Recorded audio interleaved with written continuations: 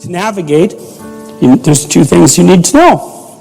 And the first is, where the hell are you? Exactly, precisely, right? Razor sharp. What's good about you and what's bad about you? By your own reckoning. You don't have to, you can ask other people, but this is a game you play yourself. It's like, as far as I'm concerned, I'm taking stock. What is it that's okay about me and what needs some work? And you've got to watch to not be too self-critical when you're doing that too, because that can just be another kind of flaw. And then the next is, okay, well, where are you going? What's your destination? Well, and that's what the frame is. Now, you could do that in a very sophisticated way. And you do that by thinking consciously about who it is that you are in an articulated manner and where you want to go and why and how you're going to get there. And people hardly ever do that. That's come as such an absolute shock to me as an educator. Because one of the other programs, I use this in my classes, one of the other programs in this suite of programs is called the Future Authoring Program, and I started developing it in my Maps of Meaning class, which is where some of this material is from, and I got students to write about their past. It's like, okay, we're talking about stories, so let's tell your story. Who are you? How did you get here? And what are you now? That usually helps people put things to rest, although it's quite stressful while you're doing it. Stress goes up when you're doing it, and maybe you feel miserable for a couple of weeks, and then stress goes down and it stays down. So that's also why people don't do it, because who the hell wants to have their stress go up? But if it's temporary, it's a sacrifice.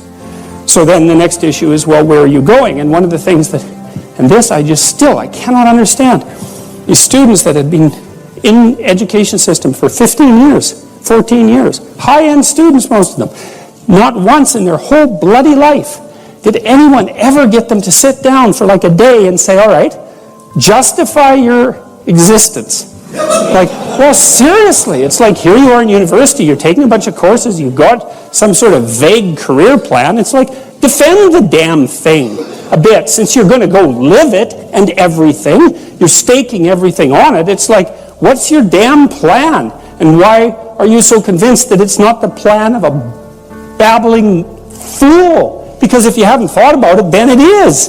And if you really want to go out there and live that out, one of the things Carl Jung said was that you're in a story, whether you know it or not.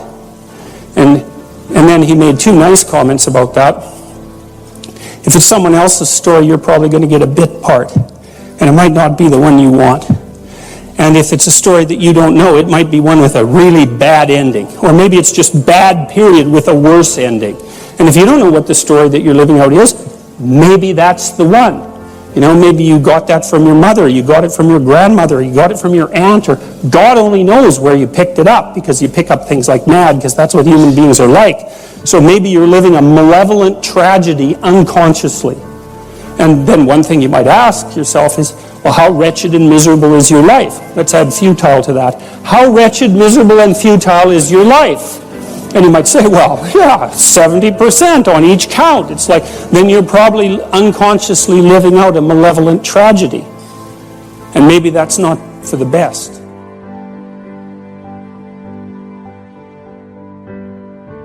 So anyways, we got students to start writing in detail about not what they wanted. It's not a career thing. Because that's the closest people usually get, is they have a career plan. It's like, no, it's not a career plan. That's peripheral. Important, but peripheral. It's like, all right, you got 3 years, man. You're going to live them anyways. Devote those 3 years to setting the world up around you so that it's the best it could possibly be for you. As if you were taking care of yourself, as if you cared for yourself. Well, what would that look like? Let's say, just for the sake of argument, if you figured out where you were, that you could have what would be best for you. Well, what is that? I bet you never asked. People don't ask. And so life comes at them like random snakes, and they sort of fend them off. And life goes by, and things don't work out the way people expected them to. But a huge part of that is they didn't know where they were, because they wouldn't look, or didn't know that they should look. Ignorance and willful blindness, right? Two great catastrophes. And they never figured out where they wanted to go or why. Now, there's a problem with figuring out where you want to go. And the problem is that you make your conditions for failure clear to yourself. And people don't like that. So if you keep yourself in the fog, then you can't tell when you screwed up. Now that isn't so good because you're still screwing up. You're just too blind, self-blind to notice. Although in the short term, that's less painful. If you make your criteria for success razor sharp, then you know every time you screw up. But that's great because then you could fix it. You could either repair the behavioral inadequacy or the conceptual inadequacy that you're using as a tool in that situation, or maybe you could adjust your damn plan. Either way, you can fix it. Abraham is self-conscious, that's what this commentary says, but the thing is he moves forward despite that. He's self-conscious and he knows the danger, but he moves forward despite that. And that's actually the appropriate response in the face of actual non-naive understanding of what constitutes life. Like if you're naive and you move forward, it's like, well, what the hell do you know? You know, there's no courage in naivety because you don't know what there is to stop you. You don't know what dangers you might apprehend. But to be aware of what it is that your problem is, so to be alert existentially, let's say, or to be fully self-conscious means that you're perfectly aware of your limitations and how you might be hurt. And then to make the decision to move forward into the unknown and the land of the stranger. Anyways, I would say that's one of the secrets to a good life. And I can say that really without fear of contradiction, I would say, because the clinical literature on this is very, very, very clear. What you do with people who are afraid, and to some degree depressed, but certainly anxious, is you lay out what they're anxious about, first of all, in detail. What is it that you're afraid of? What might happen? And then you decompose it into small problems, hypothetically manageable problems, and then you have the person expose themselves to the thing that they're afraid of, and what happens isn't that they get less afraid. That isn't what the clinical literature indicates exactly. What happens instead is they get braver. And that's not the same thing, right? Because if you get less afraid, it's like, well, the world isn't as dangerous as I thought it was, silly me. If you get braver, that's not what happens. What happens is, yeah, the damn world's just as dangerous as I thought, or maybe it's even more dangerous than I thought, but it turns out that there's something in me that responds to taking that on as a voluntary challenge and grows and thrives as a consequence. And there's no doubt about this. Even the psychophysiological findings are quite clear. If you impose a stressor on two groups of people, and on one group the stressor is imposed involuntarily, and on the other group the stressor is picked up voluntarily. The people who pick up the stressor voluntarily use a whole different psychophysiological system to deal with it. They use the system that's associated with approach and challenge, and not the system that's associated with defensive aggression and withdrawal. And the system that is associated with challenge is much more associated with positive emotion and much less associated with negative emotion. It's also much less hard on you because the defensive posturing system, the prey animal system, man, when that thing kicks in, it's all systems are go for you, the gas is pushed down to the pedals pushed down to the metal and the brakes are on. You're using future resources that you could be storing for future time right now in the present to ready yourself for emergency. So there's nothing simple or trivial at all about the idea of being called to move forthrightly forward into the strange and the unknown. And there's a real adventure that's associated with that, right? So that's an exciting thing, which is part of the reason why people travel. And then also to see yourself as the sort of creature that can do that, is willing to do that on a habitual basis, is also the right kind of tonic for, I hate this word, for your self-esteem. Because the self-esteem has nothing to do with feeling good about yourself. As I already mentioned, there isn't necessarily a reason why a priori you should just feel good about yourself. But if you can view yourself acting in a courageous and forthright manner and encountering the world and trying to improve your lot and taking risks, in a non-naive way, well, then you have something that you can comfort yourself with at night when you're wondering what the whole damn point of your futile and miserable life. And that's necessary because it's often the case that you wake up at 4 in the morning, or at least sometimes the case that you wake up at 4 in the morning when things haven't been going that well and wonder just what the hell the point is of your futile and miserable life. You have to have something real to set against that. It can't be just rationalizations about how, you're a valuable person among others, even though that's true. That's not good enough.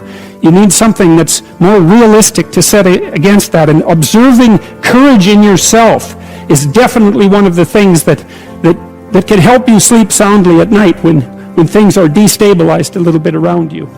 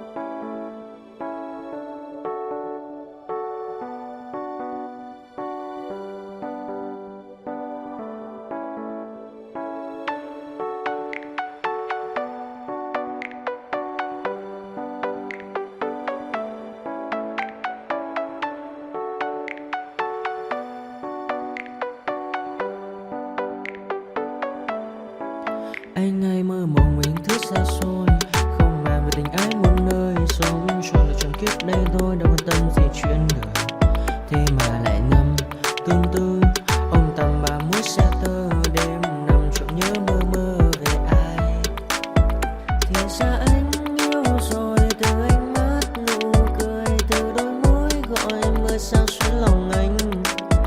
Thì ra mê em rồi, ngày hay đêm ôm lời, chỉ nghĩ đến em thôi, đó là do anh đã yêu rồi, anh đã yêu rồi, anh đã yêu rồi.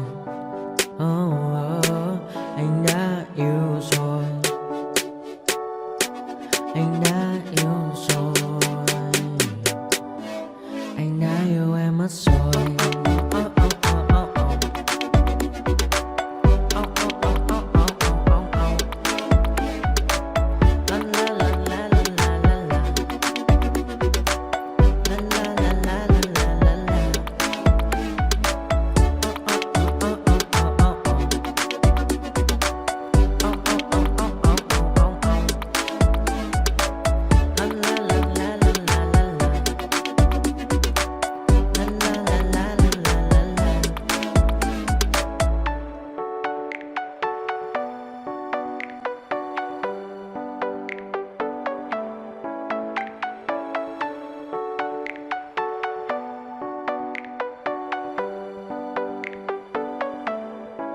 Anh ai mơ mộng mình thứ xa xôi, không ngờ về tình ái muôn nơi, sống cho là trọn kiếp đây thôi, đâu quan tâm gì chuyện đời. Thế mà lại nằm tương tư,